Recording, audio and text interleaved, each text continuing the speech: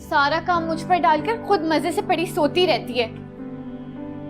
अरे अभी तो इम्तिहान खत्म हुए, इसके कुछ दिन आराम करने दो।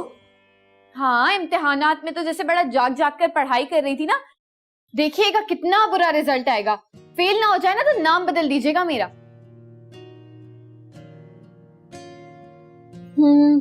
मैंने तो नाम भी सोच लिया इसका, माई फाता। अच्छा नाम है ना अम्मी? अम्मी देखिए ना ऐसे। अच्छा अब तुम दोनों झगड़ा बंद करो। सुनो, दोनों मिलकर घर की अच्छी तरह सफाई करो। शाम को कुछ लोग आ रहे हैं ईमान को देखने के लिए। तो आप ही करें ना सफाई, मैं क्यों करूं? देखा अम्मी कितना जलती है ये मुझसे। जले मेरी जूती। चलो चलो बीबी, नाश्ता बनाओ मेरे लिए। मैं क्यों बनाऊं? तुम्हारी नौकर थोड़ी हूँ, खुद जाकर बनाओ। 11 बजे उठी और अब नाश्ता भी मैं बना कर दूं। अच्छा बस भी करो। ईमान तुम इसे छोड़ दो, मैं तुम्हें बहुत अच्छा सा नाश्ता बना के देती हूँ। आमलेट और पराठा कैसा रहेगा? बिगाड़े और बिगाड़े, जब ससुराल जाके खूब आपका नाम रोशन करेगी ना तब पता चलेगा।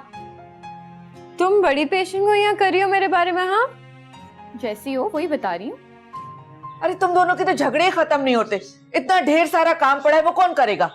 अम्मी मैं आपको साफ साफ बता रही हूँ, अगर वो लोग मेरे मयार पे पूरे नहीं उतरे ना तो मैं साफ इनकार कर दूंगी। सीनत बुआ बता रही थी कि बहुत अच्छे खाते पीते घराने के लोग हैं। इतना बड़ा तो घर है उनका।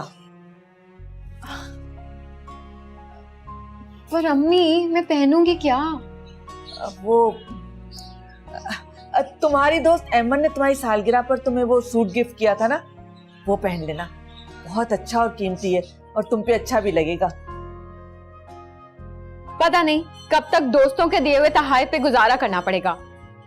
ये तो गई काम से।